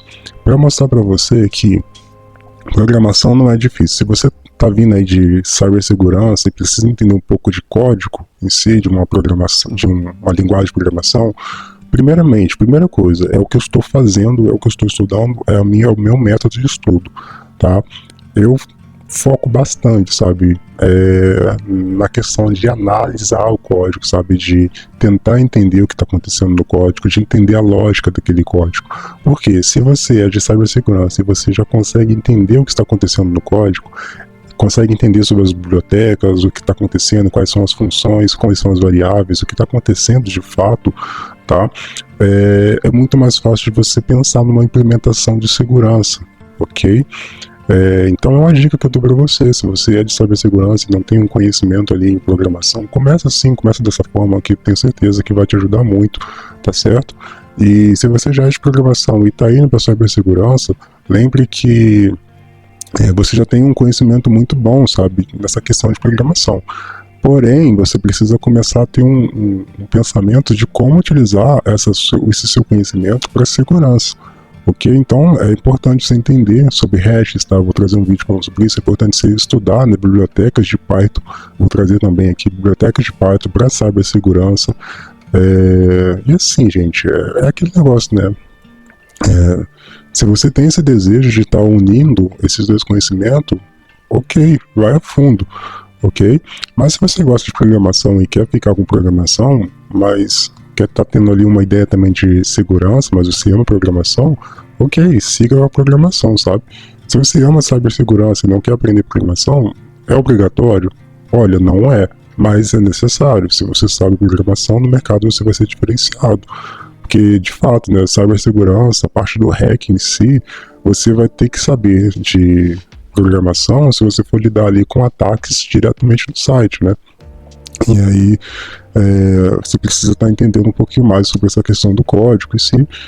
Mas agora, se você for lidar mais com questões da infraestrutura ali, de uma empresa, lidar com conscientização com pessoas, se você for estudar sobre firewalls, né, como identificar um firewall, como fazer análise de logs, enfim, talvez você não vai precisar tanto de saber programação, mas é importante que você saiba, porque às vezes pode ter um malware ali, né, um software malicioso, que o cara vai estar utilizando uma programação, né, uma linguagem de programação específica, e você vai fazer análise daquele malware que está naquele sistema X, e às vezes, pelo seu conhecimento de programação, você vai entender o que está acontecendo, porque talvez naquele malware ali tem, às vezes, uma função ali tem um for, né, um loop ali acontecendo, enfim, aí você está percebendo, opa, tem uma coisinha aqui assim, assim, assado, opa, ele está utilizando uma biblioteca específica, enfim, tá, você começa a ter um entendimento um pouco mais como os softwares também maliciosos, eles agem, como que você pode estar, né, protegendo o seu sistema, tá, protegendo aí as suas aplicações, protegendo a sua empresa, ok? Então é importante você de cibersegurança ter esse conhecimento em programação. Então vamos lá, gente. Agora eu vou mostrar para vocês então a Emily, né? A nossa Emily funcionando. Vamos fazer então esse código aqui funcionar? Então vamos fazer a nossa Emily então funcionar, né? Para a gente poder entender o que vai acontecer, é importante a gente dar uma olhada aqui nessa função, como eu já expliquei para vocês, tá certo? Quando eu colocar para rodar esse código aqui, a nossa Emily ela vai iniciar, né? Falando essa mensagem aqui pra gente. Foi o que eu programei para ela. Então ela vai funcionar como se fosse uma Alexa. Existem vários projetos na internet aí, né, ensinando como você criar uma Alexa, né? E basicamente é muito, muito legal, né? Muito fácil, existe, por isso que eu gosto de trabalhar e estudar Python, porque Python hoje em dia é uma das linguagens mais utilizadas aí no mercado. E por que é bom você trabalhar com Python, né, principalmente em cibersegurança? Porque facilita muito em automatizações. Se você gosta da área de inteligência artificial, machine learning, deep learning, Python é melhor, né, ciência de dados, então nem se fala, né? A linguagem Python é a melhor linguagem para estar trabalhando, porque ela facilita muito nessa questão da lógica, né, da criação ali de automatizações de coisas. Então Alexa, se você gosta, né, de casas autônomas, né, de casas aí com sistemas autônomos, Python também é utilizado muito para poder construir esses sistemas. Eu vou tentar construir aqui um Jarvis, né? Basicamente, esse projeto aqui funciona como né? Funciona como uma Alexa mesmo, funciona aí por comando de voz. Então, é um projeto bem bacana e eu quis atrelar isso à segurança. Então, parecido com a Alexa, a nossa Emily ela vai funcionar exatamente igual. Ela precisa entender um comando e nos dar uma resposta programada. Eu posso dizer que esse código aqui, ele já é um código inteligente? Existe inteligência artificial rodando aqui por trás, né? Assim, aqui não tem um código basicamente focado, né? Basicamente em machine learning e deep learning. Basicamente o que a gente está utilizando aqui, o que eu estou utilizando aqui, nada mais nada menos do que bibliotecas prontas do Python, que vai me facilitar automatizar o processo. Mas eu posso implementar códigos de machine learning, deep learning, criar aqui redes neurais, permitir que a Emily ela aprenda, né, automaticamente sozinha, né, com erros e acertos a partir do momento que ela fizer aí uma análise de um arquivo, que ela já possa fazer análise preditiva de acordo com aquilo que ela aprendeu de uma análise anterior. Enfim, aqui eu começo a entrar um pouco mais a fundo nessa questão aí de inteligência artificial, falando no todo, né? Porque inteligência artificial é muito complexo também, é igual cibersegurança, é apenas um nome. E debaixo desse nome você vai ter várias áreas que você pode trabalhar, se especializar. Enfim, gente, é muito legal. Mas chega de papo, né? Vamos ver esse código aqui rodando na prática. Então, por que eu estou dando essa introdução aqui antes de rodar o código? Vocês vão perceber que quando eu rodar esse código aqui, ela vai iniciar falando, né, essa mensagem aqui pra gente. Vamos ver se está funcionando? Outra coisa que vale ressaltar aqui para vocês, tá? Com certeza, pode ser. Eu já fiz alguns testes com ela antes, né? E eu percebi muito isso e pode ser que aconteça agora também. Tem momentos que eu faço, né, que eu vou rodar o código e ela demora bastante para responder. Por que isso? Aqui, gente, eu estou gravando, né, a tela do meu notebook.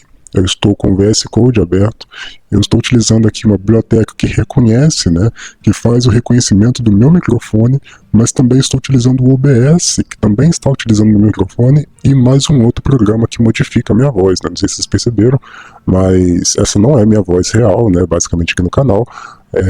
Eu coloco a minha voz um pouco mais grave, tem vídeos aqui que eu coloco a minha voz basicamente aí com uma distorção, né, deep, né, um efeito deep para poder dar mesmo uma distorção a mais.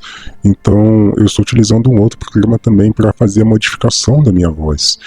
Então vocês percebem que muitos programas rodando ao mesmo tempo utilizando aí o meu microfone. Com isso, com certeza o meu código vai ter um loop, né? Ele vai ter essa diferença aí, ele vai demorar um pouco para fazer a análise do comando e me fazer a resposta, e me dar a resposta. Então, tenham paciência, talvez eu vou falar aqui, né? Vou dar um comando e ela vai demorar um pouquinho para responder, enfim, para nos dar uma resposta. Mas vamos lá. Pode ser que isso aconteça, pode ser que não. Para que vocês consigam, né, ouvir a Emily falando, eu vou ter que fazer uma configuração aqui no meu OBS. Então vou vir aqui, ó, no meu OBS, né, e vou ter que aumentar aqui o áudio do meu desktop, que está baixado. Percebe que só está saindo o meu áudio aqui, ó, do meu microfone, tá certo? Então eu vou aumentar um pouquinho, vou colocar aqui no menos 30. E provavelmente vocês vão começar a ter vocês vão ver uma diferença no meu áudio, tá? Mas é só pra gente poder fazer esse teste, beleza? Então aqui, ó, já coloquei no menos 30, provavelmente quando eu for rodar o código agora, vocês vão perceber que a minha voz vai mudar um pouquinho. Parece que ela vai ter aí um loop, né, duas vozes sendo faladas ao mesmo tempo. Ou não, né, vai depender muito aí. Mas é só para que vocês possam ficar sabendo mesmo, tá? Caso o áudio ficar ruim e vocês não conseguirem entender muita coisa que eu vou estar falando aqui, é por causa disso. Então vamos lá.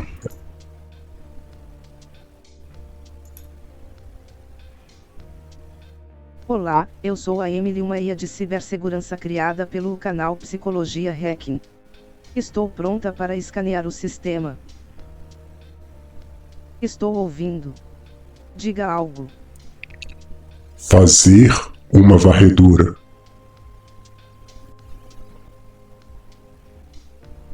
Olha, então, gente, aqui ela já entendeu o que eu falei, beleza? Percebe que a minha voz agora provavelmente deve estar um pouquinho mais diferente. né? E o que ela pediu aqui? Ó, digite o diretório a ser escaneado ou deixa vazio para o padrão. Eu vou colocar um diretório aqui, esse diretório é uma pasta que eu criei, né, basicamente para fazer esse teste, mas, enfim, eu vou rodar aqui e depois eu termino a explicação.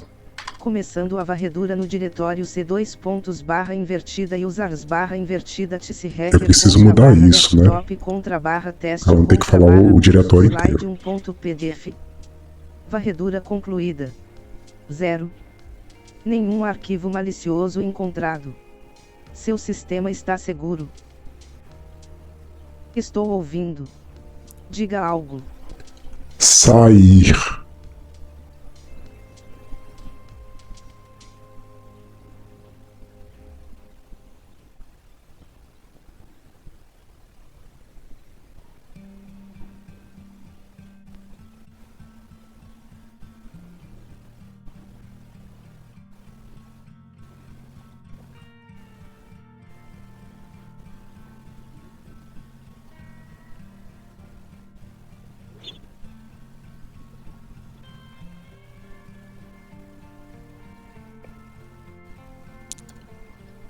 Bem, eu vou dar um Ctrl C aqui para encerrar. Parece que ela não ouviu, ela não entendeu o meu sair. Eu vou encerrar o programa e vou rodar o código de novo para poder testar aí esse sair, para ver se ela vai entender. Eu vou limpar a tela aqui, vou dar um clear e vou rodar novamente. A voz dela deve estar um pouco baixa, mas eu vou fazer uma edição no áudio para ver se a gente consegue ouvir um pouco mais a voz dela na hora que eu for editar esse vídeo. Vamos lá. Olá, eu sou a Emily, uma IA de cibersegurança criada pelo canal Psicologia Hacking. Estou pronta para escanear o sistema. Estou ouvindo. Diga algo. Sair.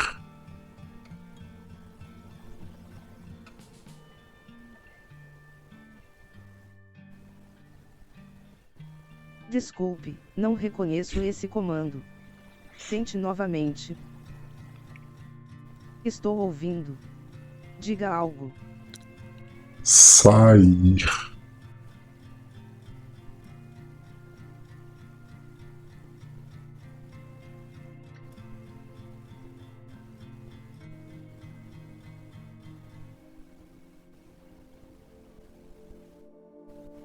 Encerrando. Até mais.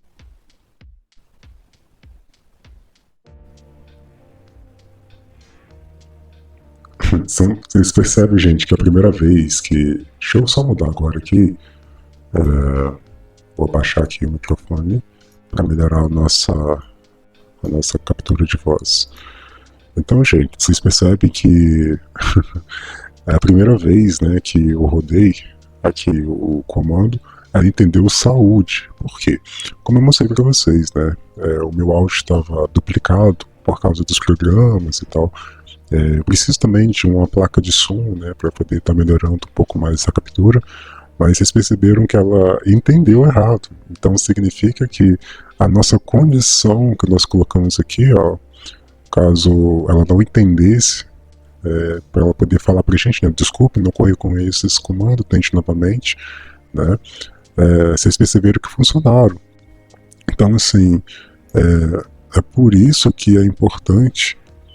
Logo depois, né, ela entendeu que eu falei sair, ela encerrou o sistema, e por isso é importante, assim como eu falava antes, como eu explicava antes, é importante que vocês, toda vez que você for desenvolver um sistema, vocês precisam ser críticos com o próprio sistema, porque o sistema em si, ele não pensa, né? Ele é um sistema burro, a gente fala assim no mundo do desenvolvimento, né? Ele é um sistema burro, então você precisa passar condições, né? Fazer com que ele tenha uma ideia de construção lógica. Então, como a gente faz isso na programação?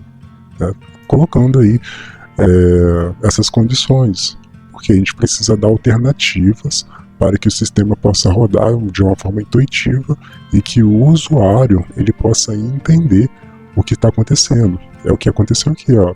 A gente, né, criou essas condições, né, utilizamos aqui o break para quebrar, caso a gente falar sair, Caso contrário, nesse else aqui, nessa condição, caso contrário, perceba que a gente está utilizando aqui um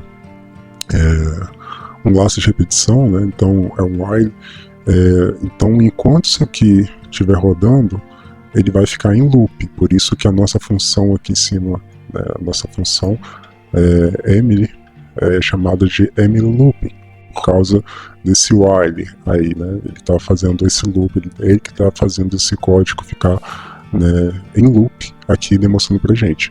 Então, basicamente, gente, para isso que serve, né, esse sistema aí de condição, né, o condicionamento em Python, é exatamente para fazer com que o sistema ele fica de uma forma lógica e facilita, né, o usuário e facilita também o programador que estiver fazendo a leitura aqui do código. Gente, vocês entenderam? Assim, eu acho que ficou bem claro aqui, né, a lógica, a intenção desse vídeo aqui não é a gente programar na prática. Eu posso trazer um vídeo programando na prática em Python, mas eu quis trazer esse código já pronto, tá, para fazer a análise dele, para fazer a lógica. Se você está, né, chegando agora nesse mundo de cibersegurança, ou se você está chegando agora no mundo de desenvolvimento, eu não me considero como um desenvolvedor na área de programação aí, não me considero sênior. Eu ainda estou estudando, né, sou acadêmico de cibersegurança e também estou estudando sobre ciência de dados, então eu sou ainda uma pessoa, né, estudando, buscando conhecimentos, mas isso não me impede de estar trazendo aqui para vocês os meus conhecimentos, os meus estudos, né, e estar partilhando com vocês, estar trocando com vocês informações, estar trocando com vocês conhecimento, porque eu acredito que isso é o essencial para que nós possamos crescer, sabe? Quando você se coloca numa posição de que você não sabe tudo, mas que você está sempre aberto ao conhecimento, a aprender, você evolui muito rápido. Então, eu sempre tento trazer isso para mim.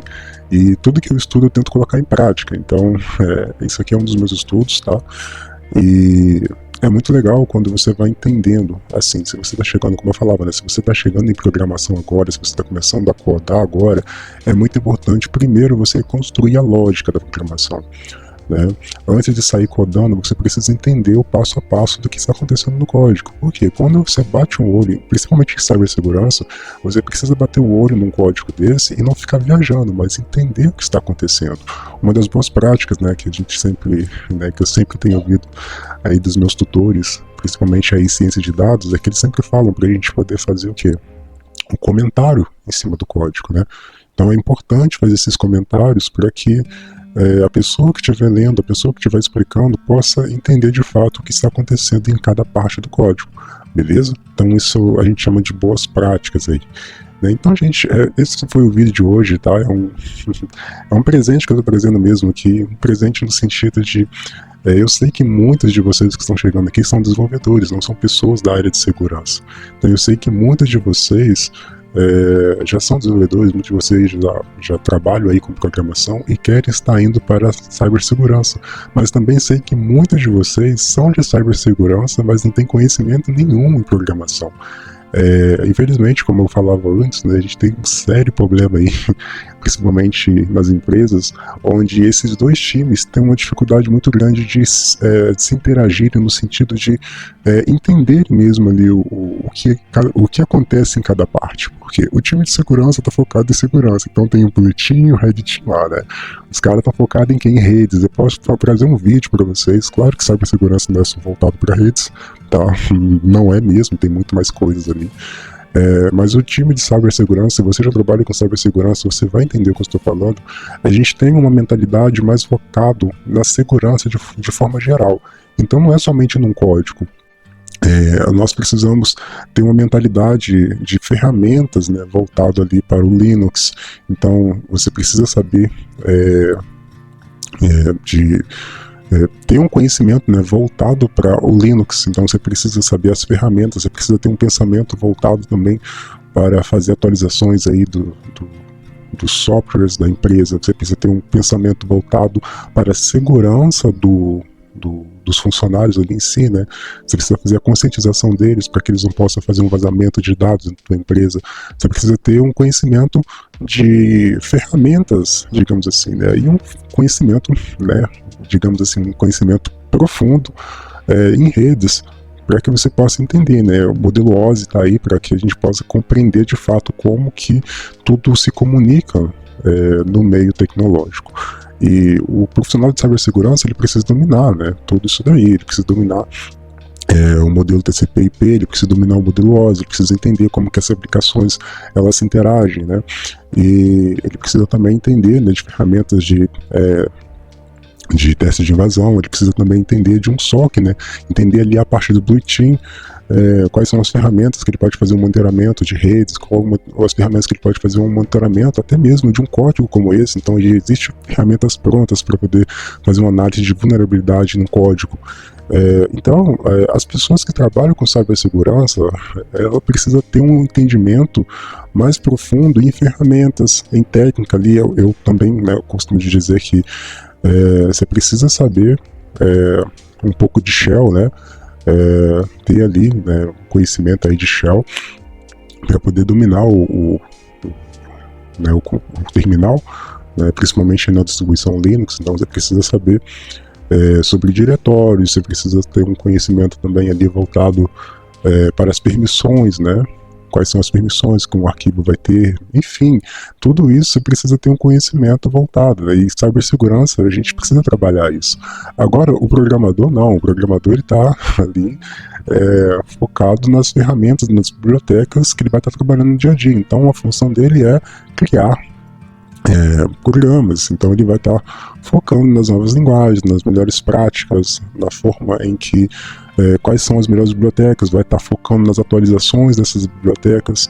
E então vocês percebem que são times que trabalham juntos, mas eles pensam de uma forma diferente, cada um tem as suas, digamos assim, né, cada um tem ali os seus BOs para se resolver, os seus BOs para estudar, e você tem um conhecimento dos dois, hoje em dia é uma curva de aprendizagem muito grande. Então, a dificuldade no mercado hoje é exatamente essa, né? Existem programadores que têm um conhecimento muito bom na hora de programar, eles sabem as melhores práticas, eles sabem as melhores bibliotecas, né? Eles conseguem ter uma mentalidade muito boa na hora de construir a lógica de uma aplicação, porém, quando chega na parte de segurança, eles têm um conhecimento limitado. O mesmo acontece com o profissional de cibersegurança, ele tem um conhecimento muito bom de infraestrutura, ele sabe implementar uma segurança muito boa de forma geral dentro de uma empresa, mas quando se trata de uma análise de um código, ou até mesmo, né, de análise de um malware ali que foi construído em Python, por exemplo, ele não sabe resolver, ele não sabe dizer exatamente o que está acontecendo em cada linha de código. Não quer dizer que ele precisa dominar isso, mas é importante ter um conhecimento, né, até mesmo porque no mundo de segurança hoje, ainda mais com a inteligência artificial, você precisa ter pelo menos um mínimo ali de conhecimento em alguma linguagem. Então a ideia é trazer isso para vocês. Eu quero dizer, né, eu não sou expert nisso, né, eu ainda estou aprendendo, mas isso não me limita de estar trazendo esses conhecimentos, e eu incentivo você a fazer o mesmo. Tá? Eu aprendi muito isso, eu tenho aprendido muito isso na minha caminhada, nos meus estudos. Por isso que eu criei o canal, né? Eu tinha aquele certo receio, né? E se eu começar a falar sobre isso, explicar isso para alguém? Eu já trabalho dando aula, né? Eu vim de uma outra área também, eu trabalho dando aula de música, né? Então eu vim de uma outra área, já fui militar também, enfim, trabalhei com muitas coisas. Um dia, quem sabe, né, eu tenho a oportunidade de contar um pouco mais da minha história aí para vocês, seja em algum podcast, alguma coisa assim, tá? Eu vou contar um pouco da minha história, e assim, é muito legal de eu estar falando isso para vocês, porque tem muitas pessoas que estão chegando agora e morrem de medo, sabe? Morrem de medo de fazer uma transição de carreira, morrem de medo. Claro que eu sempre gostei de programação desde pequeno, né? Mas eu venho de família humilde, então eu não tive um notebook, um computador para fazer isso desde cedo. Então eu fui aprender isso muito mais tarde, né? Depois dos meus 20 anos de idade. Então, e a minha curva de aprendizagem está sendo rápida, Algumas pessoas falam que sim, né, que a curva de aprendizagem está sendo muito rápida, até mesmo nessa área de cibersegurança, mas eu tenho um segredo. Esse segredo é você explicar tudo aquilo que você aprende para alguém. Esse é o foco do canal, né, é explicar o que eu estou aprendendo para vocês e ter essa troca também de feedbacks. Eu sei que tem muitas pessoas aqui muito melhores do que eu acompanhando o canal, e assim, é um prazer enorme estar aprendendo com vocês também, sabe? Aqui é uma troca, aqui não sou eu falando, olha, é assim que funciona, é assim, assim, assim, assado. Não, aqui é uma troca e eu quero sempre estar trazendo isso aqui de uma forma amigável, né? De uma forma em que todos vão crescer. A ideia aqui não é basicamente eu chegar e falar, olha, eu sei tudo e você não sabe nada. Não, a ideia aqui é chegar e falar, olha, gente, eu estou aprendendo isso daqui, você sabe mais do que eu, beleza, eu quero aprender com você para que no próximo vídeo eu possa melhorar ainda mais. Então, gente, essa é a visão do canal, sabe? Essa é a visão, essa é a lógica, né? Essa é a coisa, assim, a coisa mais top no mundo de tecnologia é que a gente pode estar, né, fazendo essa troca aí de conhecimento, beleza? Bem, é isso, gente. Eu tô em casa, não sei se vocês estão ouvindo aqui o pessoal cantando aqui, né, de fundo, desculpa por isso, tal. Não sei se tá aparecendo a voz, mas enfim, é isso. Eu acho que já tá na hora de terminar o vídeo, né? Isso é um sinal. Brincadeiras à parte, mas, gente, é isso. Um forte abraço e até a próxima.